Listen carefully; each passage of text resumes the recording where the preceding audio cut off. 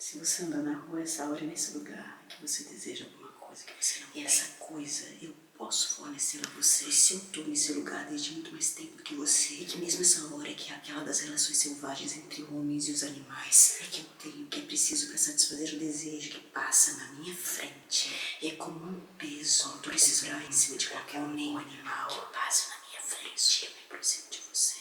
Apesar da hora onde normalmente o homem e o animal se jogam selvagemente um sobre o outro, eu me aproximo de você, as mãos abertas e as palmas viradas na sua direção. A humildade daquele que oferece frente àquele que humildade daquele que possui, frente àquele que deseja. Eu vejo seu desejo, a luz que se acende em uma janela no alto de um prédio, a hora do crepúsculo. Acima de você é como um crepúsculo, essa expansão dessa primeira luz, quase afetuosa, deixando lá embaixo na rua o animal e o homem puxarem suas coleiras e mostrarem selvagemente os dentes um ao outro. Não que eu tenha adivinhado o que você possa desejar, nem que eu esteja apressado em conhecer, pois o desejo de um comprador é a coisa mais melancólica, um presente que se recebe embrulhado, que se contempla. Desde o tempo em que estou nesse lugar, todo homem ou animal pode desejar essa hora escura que o faz sair de casa. Apesar dos grunhidos selvagens dos animais insatisfeitos e dos homens insatisfeitos, o que eu sei. Melhor que o comprador inquieto que guarda ainda por um tempo seu mistério como uma pequena virgem educada para ser puta. Que o que você vai me pedir eu já tenho. E que basta a você que se sinta ferido pela aparente injustiça em ser o pedinte frente àquele que oferece me fazer o pedido.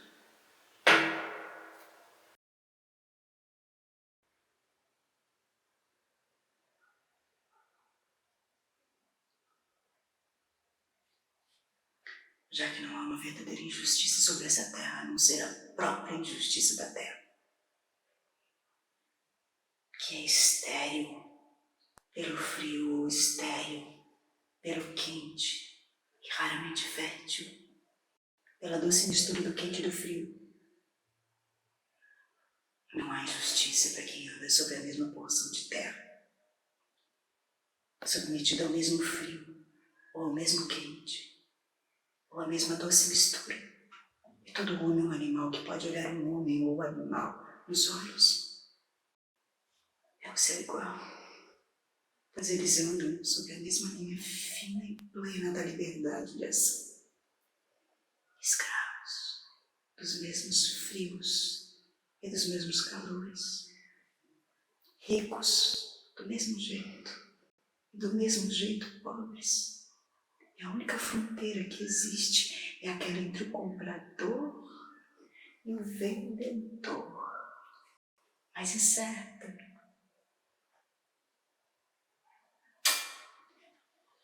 Ambos possuindo desejo e objeto de desejo, ao mesmo tempo vazio e saliente. É por isso que eu pego emprestado provisoriamente a humildade e te empresto a arrogância.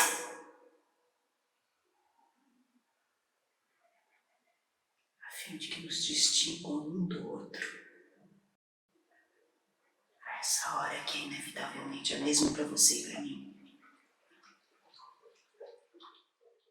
Me diga então, virgem melancólica, nesse momento onde grunhem surdamente homens e animais, me diga a coisa que você deseja e que eu posso te fornecer. E eu fornecerei calmamente a você, quase respeitosamente, talvez com afeição.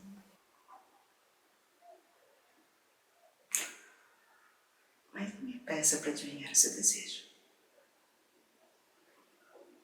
Eu serei obrigada a enumerar tudo o que eu possuo para satisfazer aqueles que passam na minha frente. Desde o tempo em que estou aqui. E o tempo que seria necessário a essa enumeração, secaria meu coração. Eu não estou andando em um certo lugar a uma certa hora. Eu estou andando só isso. Indo de um ponto a outro. Para negócios privados que se tratam nesses pontos e não em percurso. Eu não conheço nenhum crepúsculo. nenhum tipo de desejo. E eu quero ignorar os acidentes do meu percurso. Eu ia dessa janela iluminada atrás de mim, lá no alto, a essa outra janela iluminada lá em frente, seguindo uma linha bem reta que passa através de você, porque você está aí deliberadamente posicionado. Acontece que não existe nenhum meio que permita a quem vai de uma altura a uma outra altura evitar descer para ter de subir em seguida. Um absurdo de dois movimentos que se anulam e o risco entre os dois de esmagar a cada passo o lixo jogado pelas janelas. Quanto mais no alto se mora, mais o espaço é são, mais a queda é mais dura. E quando o elevador te deixa, ele te condena a andar no meio de tudo isso que não quisemos lá em cima, no meio de uma pilha de lembranças podres, como um restaurante, quando um garçom te prepara a conta e enumera a seu ouvido atento todos os pratos que você já está digerindo há muito tempo. Seria preciso, aliás, que a escuridão fosse ainda mais densa e que eu não pudesse perceber nada do seu rosto. Então eu teria, talvez, podido me enganar sobre a legitimidade da sua presença e do desvio que você fazia para se colocar no meu caminho. A minha vez, fazer um desvio que se adaptasse ao seu. Mas qual escuridão seria suficientemente densa para fazer com que você parecesse menos escuro do que ela? Não há noite nem lua que não pareça ser meio-dia se você caminha nela.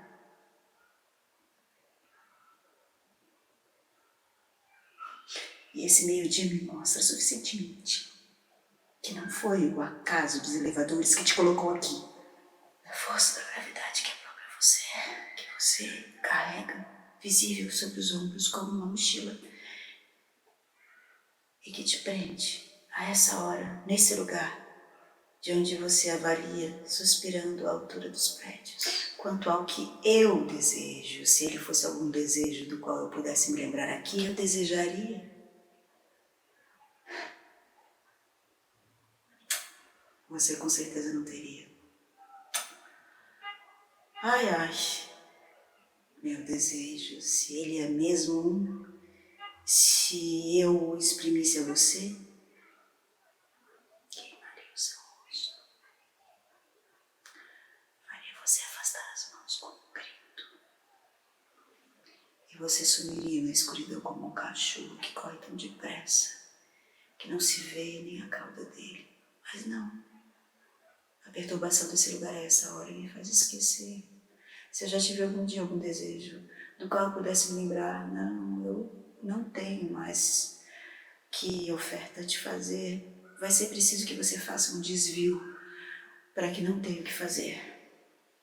Que você se desloque do eixo que você guia, que você se anule. Você tem razão em pensar que eu não estou descendo de nenhum lugar e que eu não tenho nenhuma intenção de subir.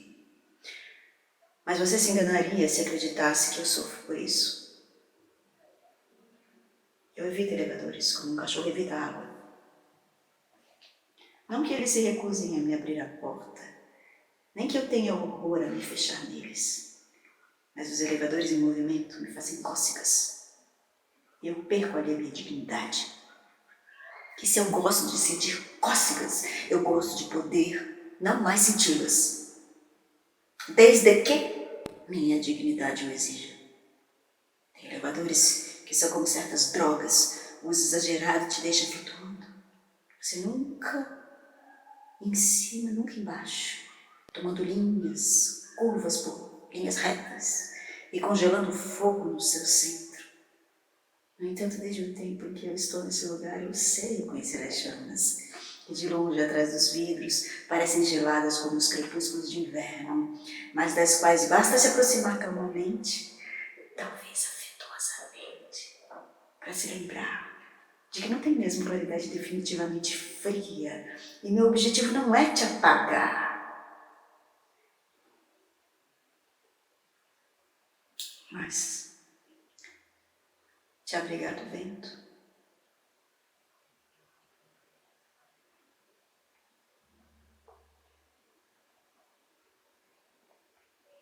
E secar a umidade na hora do calor dessa chama. Não importa o que você disser, A linha sobre a qual você andaria, de reta talvez que ela fosse, ficou torta quando você percebeu a minha presença.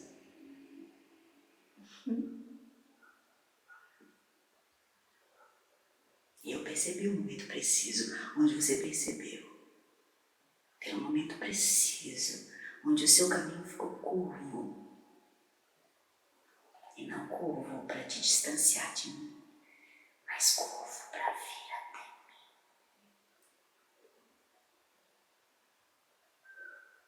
Senão nós nunca teríamos nos encontrado.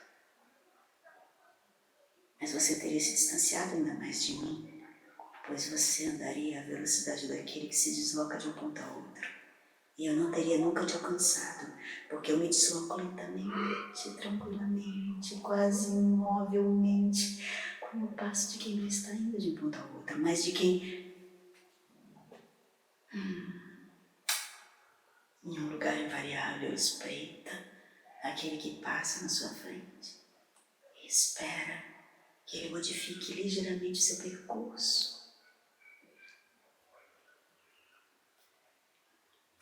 E se eu digo que você fez uma curva e que você, sem dúvida, você vai afirmar que foi um desvio para me evitar, e que eu afirmarei em resposta que foi um movimento para se aproximar, sem dúvida, porque no final das contas você realmente não se desviou. Que toda essa linha reta apenas existe relativamente a um plano, que nós nos movemos segundo dois planos distintos, e que no final de todas as contas só existe o fato de que você me olhou.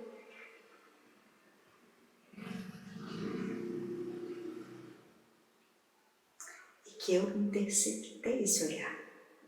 E que você partiu ao inverso de absoluta, que era a linha sobre a qual você se deslocava, ficou relativa e complexa, nem reta, nem curva, mas fatal. Eu não tenho para te agradar desejos ilícitos. Meu próprio comércio eu o faço nas horas homologadas do dia, nos lugares de comércio homologados e iluminados com a luz elétrica. Talvez eu seja puta, mas eu sou. Meu bordel não é desse mundo. Ele se expõe, o meu, à luz legal, e fecha suas portas à noite, timbrado pela lei, iluminado pela luz elétrica. Pois mesmo a luz do sol não é confiável e tem complacências. O que você espera, você, de um homem, não dá um passo que não seja homologado, timbrado, ilegal e inundado de luz elétrica nos lugares mais instigantes e escondidos. E se eu estou aqui, em percurso, na espera, em suspenso, em deslocamento, impedido, fora da vida, provisório, praticamente ausente, por assim dizer, não aqui?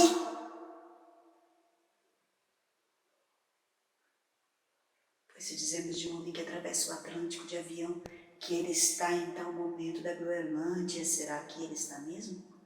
Ou no coração tumultuado do oceano? E se eu fiz um desvio?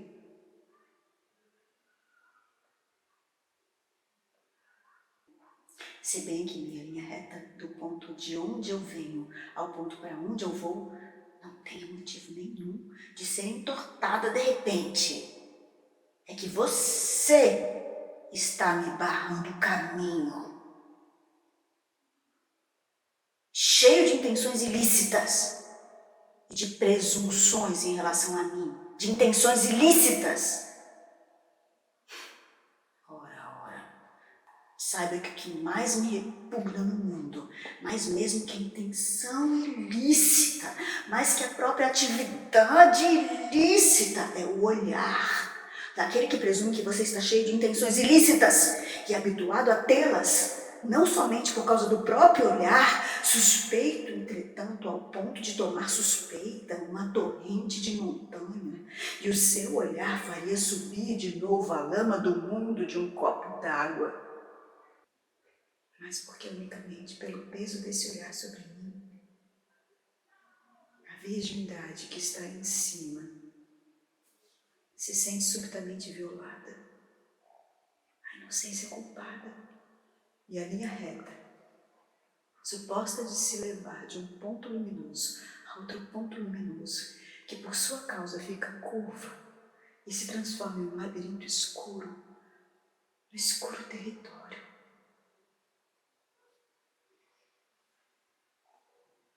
Onde eu me perdi.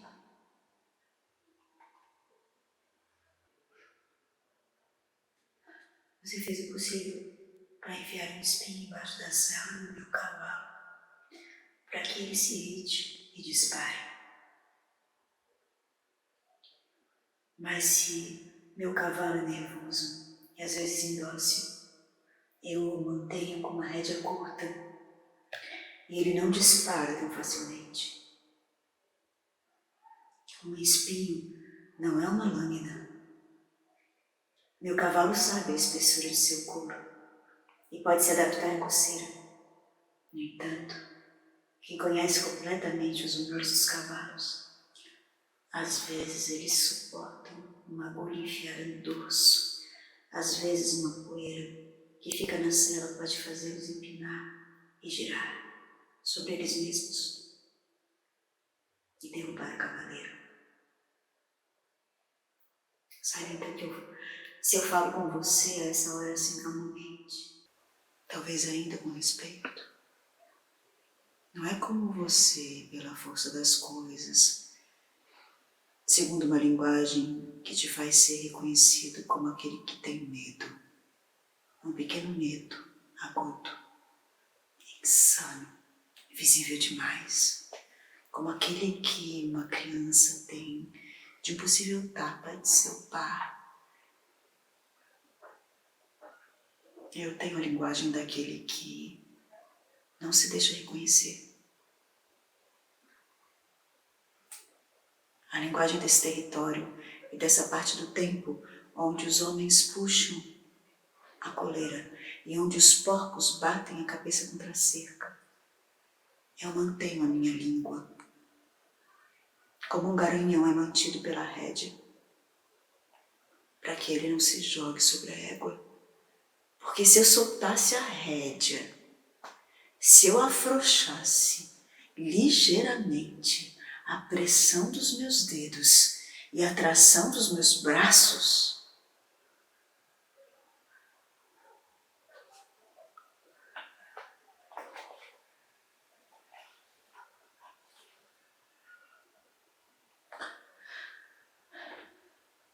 minhas palavras desmontariam a mim mesma e se jogariam em direção ao horizonte com a violência de um cavalo árabe que percebe o deserto e que nada mais pode frear.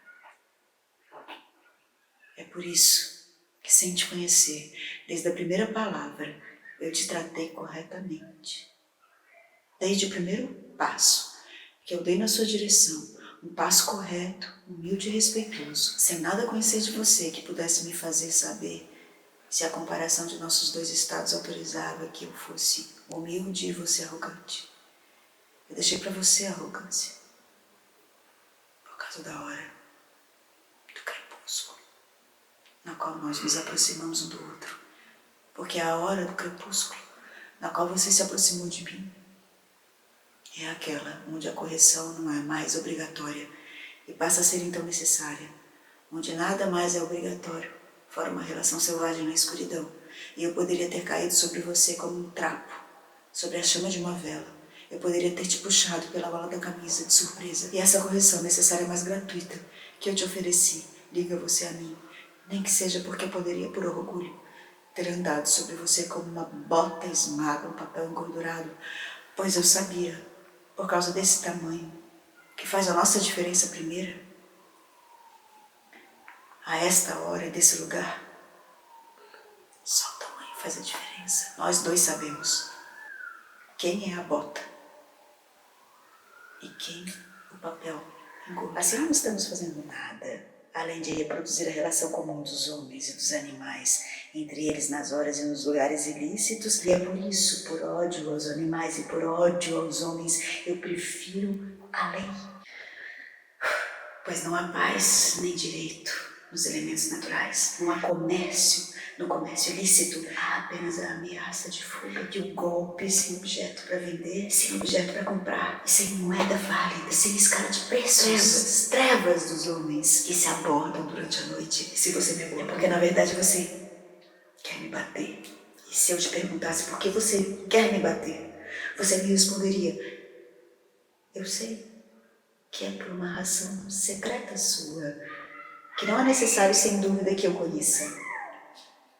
Então, eu não te perguntarei suas mercadorias, como numa grande mochila que você carrega nos ombros, como se elas não existissem e só devessem existir tomando a forma de um desejo. Ao passo que se você as mostrasse para mim, se você desse um nome à sua oferta, se você as nomeasse, porque eu saberia dizer não. Sei dizer não. E eu gosto de dizer não. Mostre-se. Você é o bruto que destrói a calçada. Ou você é o comerciante? É porque eu quero ser comerciante e não bruto. Mas verdadeiro comerciante, que eu não te digo o que eu possuo e te ofereço. Pois eu não quero ter de suportar uma recusa, que é a coisa que todo comerciante mais tem no mundo, porque é uma arma da qual ele mesmo não dispõe. Definitivamente, assim, eu nunca aprendi a dizer não, mas todos os tipos de sim, eu sei. Sim, espere um pouco, espere muito. Espere comigo uma eternidade aqui. Sim, eu tenho, eu terei, eu tinha, eu terei de novo.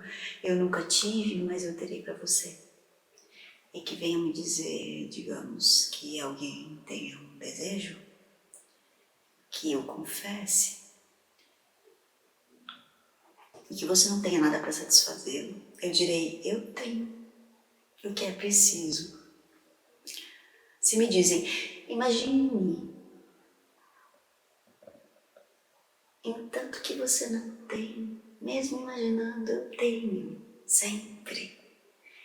E que me digam, suponhamos que no fim das contas esse desejo seja tal que absolutamente você não queira nem ter a ideia do que é preciso para satisfazê-lo. Bom, mesmo não querendo, apesar disso, eu tenho o que é preciso assim mesmo. Mas quanto mais um vendedor é correto, mais o comprador é perverso. Todo vendedor procura satisfazer um desejo que ele ainda não conhece, ao passo que o comprador submete sempre seu desejo à satisfação primeira de poder recusar o que lhe é oferecido. Eu não estou aqui para te dar prazer, mas para preencher o abismo do desejo, recordar o desejo, obrigar o desejo a ter um nome, arrastá-lo até a terra, dar-lhe uma forma e um peso, com a crueldade obrigatória que existe em dar uma forma e um peso ao desejo.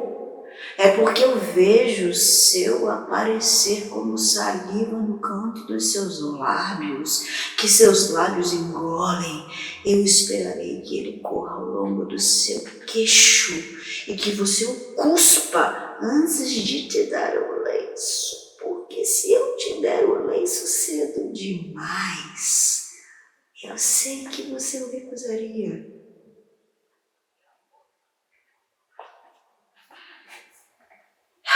E é um sofrimento que eu definitivamente não quero sofrer. Pois o que todo homem e o animal teme, a essa hora onde o homem anda na mesma altura que o animal, é o sofrimento. Pois o sofrimento se mede e tema acima de tudo. É a estranheza do sofrimento. Não me recuse a me dizer o objeto, eu te peço, da sua febre, do seu olhar sobre mim, a razão a dizê-la a mim. E se trata-se de não ferir absolutamente sua dignidade, diga como a dizermos a uma árvore, ou perante o muro de uma prisão, ou na solidão de um campo de algodão, no qual se anda nu à noite, a dizê-la a mim, sem nem olhar, pois a verdadeira única crueldade dessa hora do crepúsculo, onde nós dois nos mantemos, não é que um homem fira o outro, ou o multe ou torture-o, ou lhe arranque os membros e a cabeça, ou mesmo faça-o chorar. A verdadeira e terrível crueldade é aquela do homem ou do animal que torna o homem ou o animal inacabado, que o interrompe com reticências no meio de uma frase, que se desvia dele depois de ter olhado, que faz do animal ou do homem um erro de olhar, um erro do julgamento, um erro como uma carta que se começou e que se amassa bruscamente logo depois de ter escrito a data. Você é um bandido estranho demais, você é um que não rouba nada, demora demais a roubar, que não atravessa nada, que entra à noite no pomar para balançar as armas, que vai embora se livrar, que entra à noite no pomar, que vai embora que abre todos esses lugares, que vai embora se livrar das você, eu sou aquele desses lugares, e que tem razão estrangeiro, eu sou aquele que não te reconhece, que tem razão, não pode te reconhecer, eu sou aquele que apenas imagina sua silhueta, que não pode te reconhecer, era você que apenas imagina sua silhueta, de nomear alguma coisa, era você que tinha de designar um movimento de cabeça. Eu tenho aprovado como sinal, você teria essa cabeça. Eu tenho aprovado como sinal, você teria sabido. Mas eu quero que o meu desejo seja espalhado por nada, como sangue sobre uma terra estrangeira. Mas eu quero que o meu desejo seja espalhado por nada, como sangue sobre uma terra estrangeira. Você sabe de onde eu venho, você conhece essas ruas, você conhece essa hora, você conhece os seus planos. Eu não conheço nada. Você conhece essas ruas, você conhece essa hora, você conhece os seus planos. Eu não conheço mulheres, eu arrisco tudo na sua frente. Eu estou como na frente desses homens travestidos em mulheres que se, no fim, fantasiam de homens. Não se sabe mais onde está o sexo. No fim, que sua mão se pôs sobre mim, como aquela do bandido sobre sua vítima, ou como aquela da lei sobre o bandido, que desde quando eu sofro ignorante da minha fatalidade, ignorante se eu sou julgado ou cúmplice, por não saber do que eu sofro, ou sofro por não saber qual ferida você me faz e por onde corre o meu sangue. Talvez, na verdade, você não seja nada estranho, mas astucioso. Talvez você seja apenas um servidor disfarçado da lei, com a lei mantida secreta à imagem do bandido, para perseguir o bandido. Talvez você seja finalmente mais leal do que eu. E então por nada, por acidente, sem que eu tenha dito nada nem desejado nada, porque eu não sabia quem você é, porque eu sou um estrangeiro que não conhece a língua, nem os costumes, nem que aqui é mal ou conveniente, e o certo ou o errado, e que age como deslumbrado, perdido. É como se eu tivesse te pedido alguma coisa, como se eu tivesse te pedido a pior coisa possível e fosse culpado por ter pedido. Como sangue aos seus pés, um desejo que eu não conheço, não reconheço. Que você é o único a conhecer. Se você é assim, se você se esforça como com suspeito e a coragem, para que em todos os casos eu seja então reconheça que eu realmente ainda não agi nem por nem contra você. Se você acredita que eu esteja animado por intenções de violência em relação a você, e talvez você tenha razão, não dê cedo demais nenhum gênero, nenhum nome a essa violência. Se você nasceu com o pensamento que o sexo de um homem se esconde em um lugar preciso e que ele fica lá, e você guarda cautelosamente esse pensamento, eu sei, apesar de nascido da mesma maneira que você, que o sexo de um homem tem, que ele esquece, ficando sentado na solidão, se movimenta calmamente de um lugar a outro, nunca escondido em um lugar preciso, mas visível lá onde não procuro. Que nem o sexo, passando o tempo, onde o homem aprendeu a se sentar e a descansar tranquilamente na sua solidão. Se parece com nenhum outro sexo, não mais do que um sexo macho, se parece com um sexo fêmea. Que não se trata de disfarce de uma coisa como esta, mas uma doce hesitação das coisas. Hoje, se senti em você, que eu te toquei, mas eu senti também o som serviu, pode ser. É por isso que eu te estendi o meu casaco para cobrir os seus ombros, já que eu não sofri, eu nunca sofri disso ao ponto em que eu não conhecer esse sofrimento, ao ponto que o único sonho que eu tinha quando eu era pequeno, meu próprio sonho era conhecer a neve, o gelo, conhecer o frio, que é o seu sofrimento. O que você esperava tirar de mim? Todo gesto que eu tomo por um golpe acaba como uma carícia. É inquietante ser acariciado como se deveria apanhar. Eu exijo que ao menos você desconfie, se você quer que eu me demore. Já que você pretende por acaso me vender alguma coisa, por que não duvidar primeiro de que eu tenho que pagar? Meus bolsos talvez estejam vazios. Teria sido honesto que você me pedisse primeiramente para expor meu dinheiro no balcão, como se faz com os clientes duvidosos. Você não me perguntou nada do tipo: que prazer você tira do risco de ser enganado? Eu não vim a esse lugar para encontrar doçura. A doçura corta em pedaços. Eu preciso da minha integridade. A hostilidade ao menos me manterá inteiro. Fique com raiva, senão onde eu vou buscar minha força? Se eu tivesse por um instante duvidado de que você não tivesse o necessário para pagar o que você veio procurar, eu teria me desviado quando você se aproximou de mim. Se por hipótese eu te dissesse que o que me retém aqui fosse a incerteza que eu tenho dos seus objetivos, o interesse que eu tenho nisso, na estranheza da hora, na estranheza do lugar e a estranheza do avanço em direção a mim, se fosse por inércia que eu tivesse me aproximado de você, não por vontade própria, mas por essa atração que experimentam os príncipes que vão se misturar à plebe, nos albergues, ou as crianças que descem escondidas até o porão, a atração do objeto minúsculo e solitário pela massa escura, impassível que está na sombra.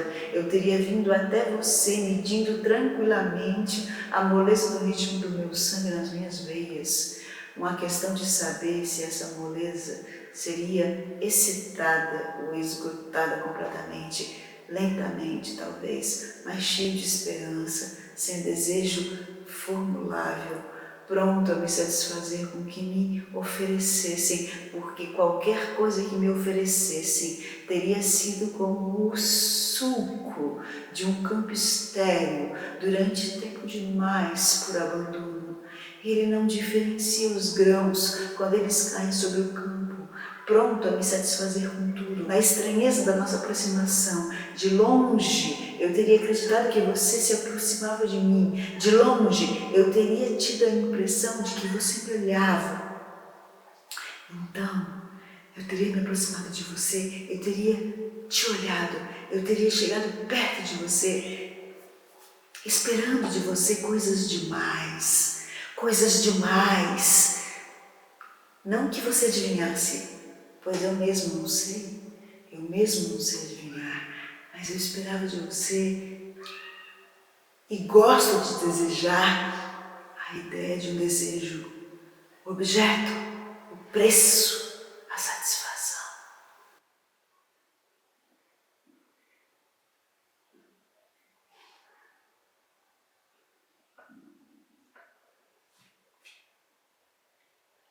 Não há vergonha em esquecer à noite aquilo de que nós nos lembraremos pela manhã. A noite é o momento do esquecimento, da confusão, do desejo tão esquentado que se torna vapor. Entretanto, amanhã o leva como uma grande nuvem acima da cama, e ele será estúpido de não prever a noite a chuva da manhã. Se então, por hipótese, você me dissesse que você está num momento desprovido de desejo a exprimir por cansaço, ou por esquecimento, ou por excesso de desejo que leva ao esquecimento, por hipótese de retorno, eu te diria para decididamente não se cansar mais e pegar emprestado aquele de algum outro. Um desejo se rouba, mas não se inventa. Acontece que o casaco de um homem conserva o mesmo calor se vestido por um outro.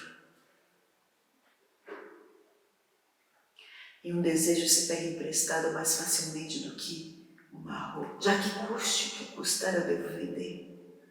E custe o que custar, você precisará comprar. Compre para outros além de você. Qualquer desejo que esteja por aí e que você pega, resolverá a questão. Para dividir, por exemplo, e satisfazer quem acorda perto de você de manhã nos seus lençóis. Uma noivinha que desejará ao acordar alguma coisa que você não tem ainda, que você terá prazer em oferecer a ela e que você ficará feliz em possuir, porque você terá comprado de mim. É a sorte do comerciante que existam tantas pessoas diferentes, tantas vezes ligadas a tantos objetos diferentes, de tantas maneiras diferentes, pois a memória de uns é substituída pela memória de outros. E a mercadoria que você vai comprar de mim poderá muito bem servir a qualquer outro, se por hipótese você não tiver utilidade. Eu não quero uma paz vinda de qualquer lugar. Eu não quero que encontremos a paz. Você afirma que o mundo sobre o qual nós estamos, você e eu, é mantido na ponte dos chifres de um touro, pela mão de uma providência. Acontece que eu sei que ele flutua. Eu não levantarei a pata na sua frente, no mesmo lugar que você. Eu não sofro a mesma força da gravidade que você. Eu não vim da mesma fêmea, porque não é de manhã que eu acordo. E não é nos lençóis que eu durmo. Não fique com raiva, paizinho. Não fique com raiva. Eu sou apenas um pobre vendedor que conhece apenas esse pedaço de território onde eu espremo. Não conhece nada além do que sua mãe ensinou. E como ela não sabia nada, vendedor quase tenta dizer o que o comprador quer ouvir. Eu não sei nada também. E para tentar adivinhar, ele precisa tocar-lhe um pouco o seu odor. Reconhecer o odor não foi nem um pouco familiar. Nós, na verdade, não saímos da mesma mãe, mas a fim de poder te abordar, eu supus que você bem que saiu de uma mãe, você também, como eu, supondo que sua mãe te fez irmãos com um número incalculável, uma crise de soluço depois de uma grande refeição. O que nos aproxima, em todo caso, é a ausência de raridade. E é isso, do pouco que nós temos em comum. Nós podemos viajar muito tempo no deserto, com a condição de termos um ponto de referência, mas se eu me enganei. Se você não saiu de uma mãe, e se você não tem ninguém de mim que acorda com você pela manhã nos teus lençóis, paizinho, eu te peço perdão. Dois homens que se cruzam não têm outra escolha senão bater um no outro, com a violência do inimigo ou a doçura da fraternidade. E se eles se escolhem no final, o deserto está diante do mistério. É conveniente se abrir ou se revelar inteiramente a fim de forçar o mistério, se revelar. As lembranças são as armas secretas que o homem guarda com ele. Quando está despido, a última franqueza que obriga a franqueza em retorno, a última nudez.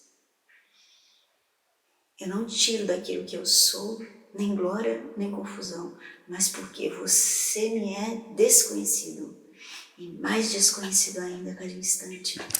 Como o meu casaco que eu tirei e estendi para você, como minhas mãos que eu mostrei desarmadas.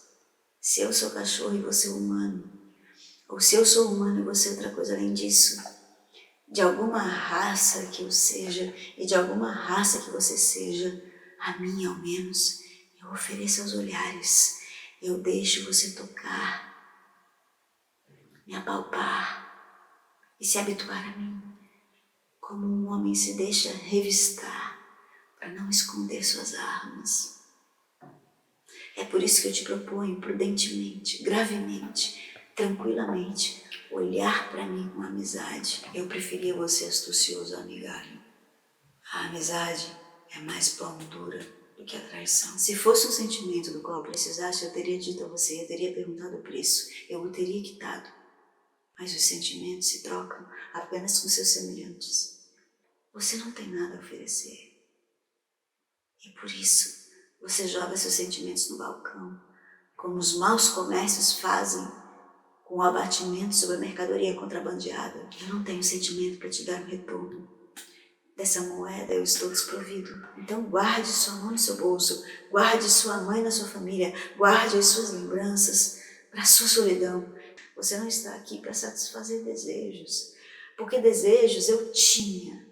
Eles caíram em volta de nós os pisoteamos, grandes, pequenos, complicados, fáceis. Teria sido suficiente que você se abaixasse para pegá-los aos punhados, mas você os deixou rolar para a sarjeta, porque mesmo os pequenos, mesmo os fáceis, você não tem com o que satisfazê-los, você é pobre.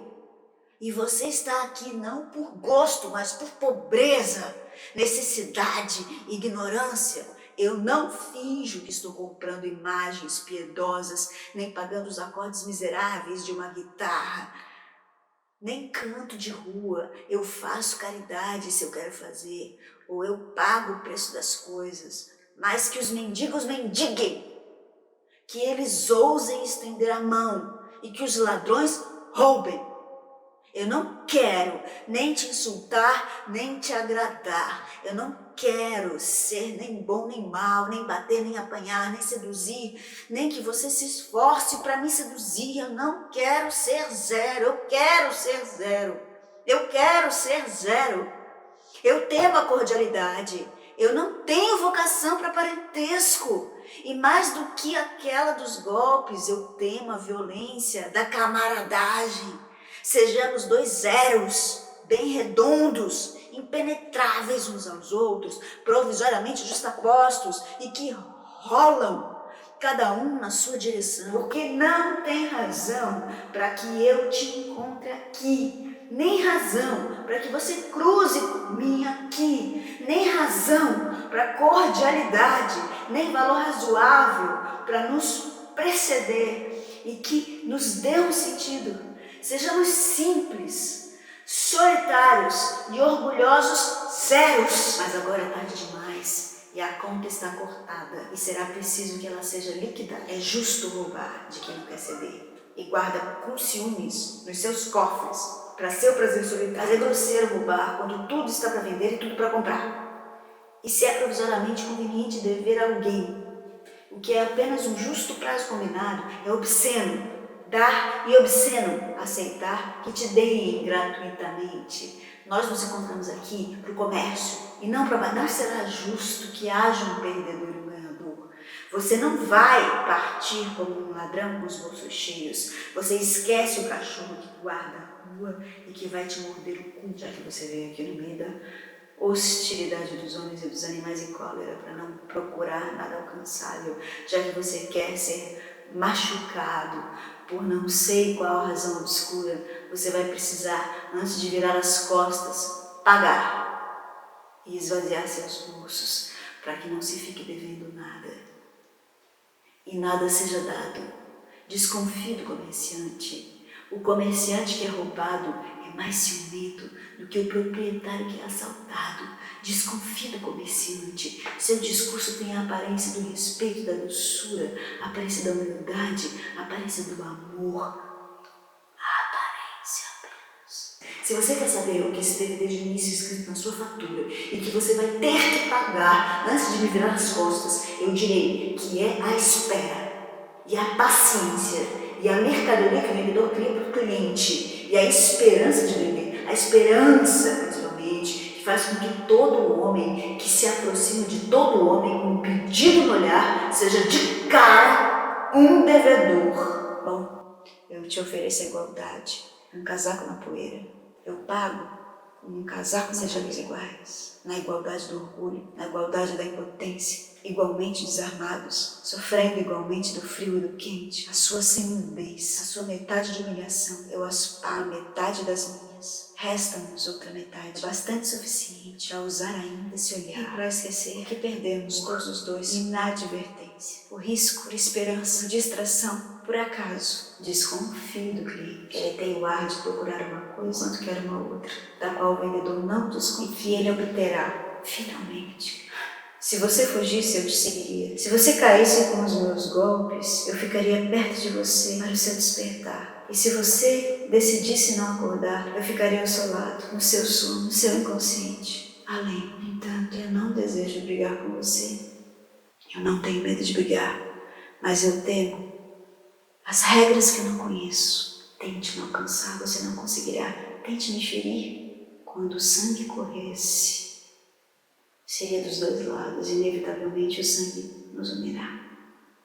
Como dois índios no canto do fogo que trocam seu sangue, no meio dos animais selvagens. Não há amor, não há amor, não. Você não poderá alcançar nada que já não tenha sido alcançado, porque um homem morre primeiro, depois procura sua morte e encontra finalmente, por acaso, sobre o trajeto casual de uma luz a uma outra luz. E ele diz: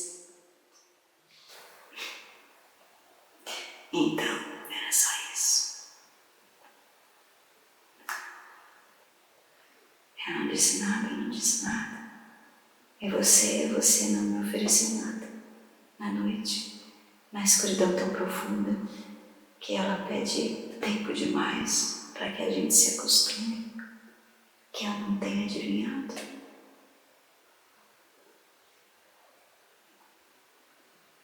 Nada.